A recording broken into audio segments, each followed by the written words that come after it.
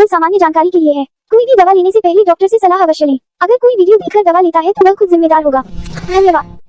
Hello दोस्तों, आज हम लोग बात करने वाले हैं पाइल्स के सबसे बेस्ट इलाज के बारे में। ठीक है, आजकल अपने को देखने को मिलता है कि हर घर में ना अपने को एक ना एक पेशेंट इसका जरूर मिल जाता है और धीरे धीरे इसकी संख्या बहुत ज्यादा तेजी से बढ़ती जा रही है। ठीक है, काफी लोग इसको जल्दी से एक्सपोज नहीं करते, ठीक है, शर्म के मारे, लेकिन ये बीमारी बहुत ज्यादा बढ़ती जा रही है। अब क्या इसके पीछे कारण है, क्या इसका इलाज है और किस तरीके से इसको आसानी से ठीक किया जा सकता है और ये क्यों इतनी फैल रही है, लोग क्या गलतियां करते हैं कि ये इतनी जल्दी फैल जाती है और जब ये आउट ऑफ कंट्रोल हो जाती है ना, तब फिर ये लोगों को परेशानी बहुत ज्यादा दिक्कत देती है। ठीक है, तो इसके बारे में अपन बात करेंगे, फुल ट्रीटमेंट के बारे में, किस तरीके से इसको ठीक किया जाता है। सबसे पहले अपन जान लेते हैं कि पाइल्स, ठीक है, आप नाम से समझ गए होंगे, लेकिन इसकी डेफिनेशन अपन बताओगे कि पाइल्स होता क्या है, जिसको अपन हीमोरॉइड्स भी बोलते हैं। ठीक है, हीमोरॉइड्स क्या होते हैं? स्वेलोन इन्फ्लेम, ठीक है, जहाँ पे सूजन आ गई ना, वैसी वेन्स मतलब कि जो जिनमें अपना खून बहता है ना, खून की नलियां, तो वो क्या हो जाती है, स्वेल मतलब कि सूज जाती है, इन्फ्लेमेशन में हो जाती है और जो रेक्टल एरिया ना, उस एरिया में ऐसा हो जाता है। ठीक है, उसकी वजह से अपने को डिस्कम्फर्ट होती है, पेन होता है, इचिंग होती है, खुजली वगैरह, और कई बार ब्लीडिंग होना स्टार्ट हो जाती है। ठीक है, तो ये जो मेन प्रॉब्लम है ब्लीडिंग, वो पाइल्स में सबसे ज्यादा मतलब कि खतरनाक स्टेज है, लास्ट जिसमें बहुत ज्यादा ब्लीडिंग आने लग जाती है। तो इस तरीके से अपन देख सकते हैं कि ये जो पाइल्स की डेफिनेशन है। लेकिन अपन जानते हैं इसके बारे में कि इसका कोजेस क्या है, क्या ट्रीटमेंट है, क्या इसके लक्षण है और ये क्यों होता है, किस तरीके से इसको आसानी से ठीक किया जा सकता है। तो सबसे पहले मैं बता दूं इसके कोजेस के बारे में, इसके कारण क्या क्या है। तो सबसे पहले जो कारण में आता है क्रोनिक कॉन्स्टिपेशन। अगर किसी को लंबे समय से कॉन्स्टिपेशन है तो उस वजह से क्या होता है, जो अपनी वेन्स जो होती है रेक्टल एरिया की, वहां पे उनपे प्रेशर पड़ना स्टार्ट हो जाता है और जैसे वो प्रेशर पड़ता है तो वहां पे वो स्वेल हो जाती है, इन्फ्लेम हो जाती है। तो ये एक कारण है। दूसरा कारण है लो फाइबर डाइट। लो फाइबर डाइट की वजह से अपना क्या होता है, जो फिकल मटेरियल ना वो टाइट हो जाता है, ठीक है, लूज नहीं रहता है, तो उस वजह से उनको फिर वही कॉन्स्टिपेशन वाली प्रॉब्लम आ जाती है, जिससे वो जो आसपास में जो वेन्स जो होती हैं वहां पे जो प्रेशर पड़ता है उस वजह से वो स्वेलिंग हो जाती है। ओबेसिटी, वेट ज्यादा होने के कारण प्रेशर पड़ना, मेनली वही बात है। हैवी लिफ्टिंग की वजह से भी ये जो है पाइल्स के प्रॉब्लम हो सकती है। और जो प्रेगनेंसी में जो महिला जो होती है ना, उसका पोस्चर थोड़ा अलग हो जाता है, जिससे वो वहां पे भी प्रेशर पड़ता है।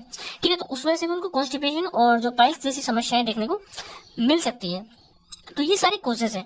उसके बाद में अपन बात करते हैं इसके सिम्टम्स की, क्या क्या लक्षण देखने को मिलते हैं। तो पहला है ब्लीडिंग। ब्लीडिंग ड्यूरिंग भी हो सकती है या फिर जस्ट आफ्टर, जो फ्रेश होने के बाद में ब्लीडिंग देखने को मिल सकती है, हल्की भी देखने को मिल सकती है, ज्यादा भी देखने को मिल सकती है। इचिंग, ठीक है, पर्टिकुलर एरिया में क्या होती है, खुजली चलने लग जाती है, दर्द होता है, डिस्कम्फर्ट फील होता है, स्वेलिंग, सूजन तो ऑब्वियसली वहां पे आ जाता है, लंप बन जाते हैं, जो वेइन जो होती है ना उसमें इस प्रकार से जैसे जो ये जो है ना, ये लंप बन जाता है, ठीक है, जैसे वो सूजता है ना, जैसे गांठ सी नहीं होती उस प्रकार से लंप बन जाता है, जिसमें बहुत ज्यादा प्रॉब्लम आती है। जब भी जैसे फिकल पास आउट या फ्रेश होने के लिए जाते हैं तो उस टाइम पे क्या होता है, बहुत ज्यादा पेन होता है। तो इस तरीके से ये पाइल्स की आपको सिम्टम्स देखने को मिलेंगे किसी भी पेशेंट के अंदर। ठीक है, लेकिन जो फाइनल जो बात आती है वो है ट्रीटमेंट की, किस तरीके से इसको आसानी से ठीक किया जा सकता है, क्या इसका बेस्ट ट्रीटमेंट पेशेंट को दिया जा सकता है। ठीक है, तो उसमें सबसे पहले अपन बात करते हैं, ये है ऑइंटमेंट प्रोकोस्टिसेडाइल। ठीक है, प्रोकोस्टिसेडाइल जो ऑइंटमेंट होता है, इसके अंदर क्या क्या होता है, बेक्लोमेथासोन जो स्टेरॉइड है, फिनाइलएफ्रिन जो खुजली को खत्म करता है, और लिग्नोकेन जो कि वहाँ पे जो पेन का जो सेंसेशन हो रहा है उसको खत्म करता है। तो ये जो ऑइंटमेंट या जो क्रीम है, इसको फिंगर टिप की हेल्प से, ठीक है, ये जो पर्टिकुलर एरिया जहाँ पे अपने को पेन हो रहा है, ब्लीडिंग वगैरह हो रही है ना, वहाँ पे फिंगर टिप की हेल्प से उसको अप्लाई किया जाता है। तो ये जैसे अप्लाई करेंगे तो वहाँ पे क्या होता है, ये घाव भी धीरे धीरे बनना स्टार्ट हो जाता है, खुजली नहीं चलती है, वहाँ पे पेन नहीं होता है। ठीक है, तो ये आप ऑइंटमेंट वहां पे लगा सकते हैं। उसके बाद में सेकंड नंबर पे सिरप क्रेमाफिन। ठीक है, सिरप क्रेमाफिन का क्या काम होता है, ये क्या करती है कि आसानी से स्टूल को पास आउट करवाती है, जिससे ये एक लैक्सेटिव की तरह काम करती है, जो कि बल्क को इंक्रीज कर देती है, ताकि लोग आसानी से फ्रेश आउट हो सके। ठीक है, उनको ज्यादा, क्योंकि जो अगर आसानी से नहीं हो पाएंगे तो वहां पे जैसे वो प्रेशर पड़ेगा वेन्स पे, तो वेन्स और ज्यादा स्वेल हो जाएंगी और वो रप्चर होकर के फिर वहां से ब्लीडिंग होना स्टार्ट हो जाती है। तो क्रेमाफिन जो कि कॉन्स्टिपेशन को ठीक करने के लिए, कि जो कब्ज होती है उसको तोड़ने के लिए इसको यूज किया जाता है। तो क्रेमाफिन की अगर मैं बात करूं तो रात को सोते टाइम, ठीक है, एचएस अपन इसको 15 ml से लेकर के 20 ml तक पेशेंट को गर्म पानी के, गुनगुने पानी के साथ में दे सकते हैं, ताकि वो सुबह तक आसानी से फ्रेश हो जाए, पेशेंट को कोई भी प्रॉब्लम ना आए, डिस्कम्फर्ट, फ्रेश होने के टाइम में डिस्कम्फर्ट, पेन, ऐसी फीलिंग ना आए। तो उसके लिए अपन उसको क्रेमाफिन सिरप देंगे। उसके बाद में जो मेन जो टैबलेट आती है, ठीक है, जो हेमोरॉइड्स को ठीक करती है, वो है डायस्मिन की टैबलेट। ठीक है, जिसको वेनुस्मिन के नाम से जो आती है, उसमें 300 mg की टैबलेट अपन लेंगे। ठीक है, और इस टैबलेट को जब तक आपको पेशेंट को देना है तब तक उसकी ब्लीडिंग बंद नहीं हो जाती। और इसकी अगर मैं बात करूँ तो इसकी दो टैबलेट आपको सुबह शाम पेशेंट को देनी होती है, 2 टैबलेट सुबह और 2 ही टैबलेट शाम को पेशेंट को खाना खाने के बाद में दी जाती है, और ये तब तक देना है जब तक कि उसकी ब्लीडिंग आना बंद ना हो जाए। ठीक है, तो ये सबसे बेस्ट काम करती है पाइल्स के अंदर। उसके बाद में जो वेनस्मिन 300 है, उसके बाद में टैबलेट आती है पाइलेक्स। ठीक है, पाइलेक्स जो टैबलेट आपको पता है ये एक आयुर्वेदिक टैबलेट है जो हिमालय के कंपनी की ब्रांड की आती है। ठीक है, पाइलेक्स टैबलेट को अपने को यूज किया जाता है किस लिए, ये क्या करती है, जो लम्स जो बने हुए हैं, ठीक है, जो हेमोरॉइड्स जो बने हुए हैं उनको श्रिंक करती है, मतलब सिकुड़ जाते हैं, वो जो स्वेलिंग है वहाँ पे उसको खत्म करती है। वहाँ की जो मेम्ब्रेन है, जो वहाँ पे जो डैमेज हो रखी है, जहाँ पे वो एक घाव बन रखा है ना, उसको हील करने में हेल्प करती है, और ये काफी हद तक कॉन्स्टिपेशन को खत्म करने का भी काम करती है। तो पाइलेक्स जो एक आयुर्वेदिक सपोर्ट हो गया, काफी अच्छा रिजल्ट इसका देखने को मिलता है।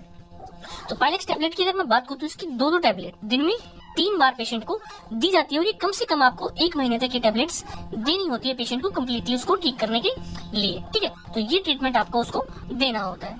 उसके बाद में जो 5th नंबर पे जो टैबलेट आती है वो कैप ओट्रिन। ठीक है, ओट्रिन आपको पता है कि जो ये एक मतलब कि जो कि आयरन की जो टैबलेट होती है, ठीक है, जिसके अंदर साइनोकोबालामाइन, ferrous fumarate and folic acid इसके अंदर प्रेजेंट होता है, जो कि आपकी जो ब्लीडिंग जो होती है ना उसको कंट्रोल, मतलब जो ब्लीडिंग की वजह से जो बॉडी के अंदर जो खून की कमी वगैरह जो हो सकती है, या फिर जो बॉडी जो कमजोर होने लग जाती है धीरे धीरे, उसको रोकने के लिए ओट्रिन की जो कैप्सूल आती है ना, वो पेशेंट को रोजाना की आप 1 कैप्सूल दे सकते हैं। ठीक है, तो रोजाना की 1 कैप्सूल आप उसको देंगे तो उसकी जो ब्लीडिंग हो रही है, जो ब्लड लॉस उसको हो रहा है, उसकी वजह से उसको जो ब्लड के अंदर जो आयरन वगैरह की है उसकी कमी नहीं होगी, हीमोग्लोबिन वगैरह की कमी नहीं होगी। तो उसलिए आपको साथ में ओट्रिन जो कैप्सूल होती है उसको भी आपको साथ में देना है। तो ये एक कंप्लीट ट्रीटमेंट, एक एलोपैथिक ट्रीटमेंट जो होता है वो पेशेंट को दिया जाता है अगर किसी को भी पाइल्स जैसी प्रॉब्लम है उस केस में। ठीक है, उसके बाद में अपन बात करते हैं, यहाँ पे आप स्क्रीनशॉट ले सकते हैं अगर इस ट्रीटमेंट का लेना चाहे तो। उसके बाद में कुछ होम रेमेडीज जो होती है उनके अपन बात करते हैं कि आप जो घर पे क्या उसको बेस्ट तरीके से ट्रीट कर सकते हो। तो आपको जो मेनली जो ध्यान रखना, हाई फाइबर डाइट आपको लेनी है। फ्रूट्स जो होते हैं जिसमें बहुत ज्यादा फाइबर होते हैं, जैसे अपन क्या करते हैं ना, कई बार अपन खीरा वगैरह खाते हैं उसके छिलके को उतार देते हैं, उस छिलके में भाई फाइबर होता है, उसको आपको खाना चाहिए। वेजिटेबल्स, ठीक है, होल ग्रेन्स आपको खाना है, आपको कंटिन्यूअसली लगातार जितना हो सके आपको उतना दिन में पानी पीते रहना है। ठीक है, उसके बाद में सिट बाथ का मतलब होता है जो वार्म वाटर होता है ना, गर्म पानी, उसके अंदर आपको बैठना है कम्प्लीटली। ठीक है, 10 से 15 मिनट तक आपको दिन में 2-3 बार आप बैठेंगे। ठीक है, उस तो आपको काफी रिलीफ देखने को मिलता है, उसकी जो डिस्कम्फर्ट फील हो रहा है, पेन हो रहा है, इचिंग हो रही है, उसमें काफी रिलीफ देखने को मिलता है। तो ये भी डॉक्टर भी उनको सजेस्ट करते हैं, एलोपैथिक ट्रीटमेंट के साथ भी उनको सजेस्ट किया जा सकता है कि इस तरीके से आपको बैठना, और उस पानी जो वार्म वाटर होता है उसमें आप डेटॉल लिक्विड जो होता है ना, एंटीसेप्टिक लिक्विड, वो भी आप मिक्स कर सकते हैं। ठीक है, अवॉइड स्ट्रेनिंग। ठीक है, आपको फोर्स बाउल मूवमेंट के लिए नहीं जाना, जैसे अपन फ्रेश होने के लिए जाते हैं, आप लोग कॉन्स्टिपेशन प्रॉब्लम है, बहुत ज्यादा प्रेशर आपको प्रेशराइज नहीं करना है अपने आप। और यूज सॉफ्ट टॉयलेट पेपर, आपको सॉफ्ट टॉयलेट पेपर यूज करना है, जिसकी वजह से क्या होता है कि इरिटेशन को प्रिवेंट करता है। ठीक है, उसके बाद में अपन देखते हैं प्रिवेंशन ऑफ पाइल्स को होने से किस तरीके से रोका जा सकता है। आपको फाइबर रिच डाइट हमेशा लेनी है। ठीक है, फाइबर को आप अपनी डाइट में ध्यान रखिए, आप मतलब कि अच्छी डाइट लें जिसके अंदर फाइबर इंक्लूडेड हो। ठीक है, आपको कम से कम 8 गिलास पानी के पीने हैं। ठीक है, 8 गिलास तो आपको मतलब कि जो किसी भी तरीके का मौसम है, सर्दी है, गर्मी में तो लोग ज्यादा पी जाते हैं, लेकिन सर्दियों में लोग ध्यान नहीं रखते, प्यास नहीं लगती ठंडी की वजह से, तो वो पानी पीना कम स्टार्ट कर देते हैं। तो आपको कम से कम 8 गिलास पानी का डेली पीना है। एक्सरसाइज कर सकते हैं आप, वॉकिंग वगैरह, ज्यादा अगर हैवी एक्सरसाइज तो आपको नहीं करनी, लेकिन वॉकिंग वगैरह, ठीक है, आपको फ्रेश एयर में वॉक करना, ये सारी चीजें आपको करनी चाहिए। आपको लंबे समय तक किसी भी जगह पे बैठना नहीं होता है। ठीक है, क्योंकि जो चेयर वगैरह पे या फिर जो कई शॉप्स वगैरह में क्या होता है, लंबे टाइम तक एक जगह पर बैठ रहते हैं, तो उसमें भी ये प्रॉब्लम आती है। Don't delay going to the toilet when you feel urge. जब भी आपको लगता है कि यार मेरे को ना मतलब कि इमरजेंसी है, तो उस केस में ना आपको मतलब उसको डिले नहीं करना चाहिए। जब भी आपको लगता है मेरे को फ्रेश आउट होने जाना है, तो आपको हैंड टू हैंड जाना चाहिए। ठीक है, तो इस तरीके से आप उनको पाइल्स को होने से रोका जा सकता है। तो आशा करता हूँ कि जो भी ट्रीटमेंट हमने बताया है, home remedies, allopathic treatment, prevention का, आपको काफी अच्छे से समझ में आया होगा। फिर भी अगर कोई इश्यू है तो आप हमें कमेंट में बता सकते हैं, आपको उसका जवाब देखने को मिलेगा। ऐसी वीडियो देखने के लिए आप चैनल को सब्सक्राइब कीजिए, वीडियो को लाइक कीजिए, शेयर कीजिए। थैंक यू, धन्यवाद, जय हिंद, जय भारत।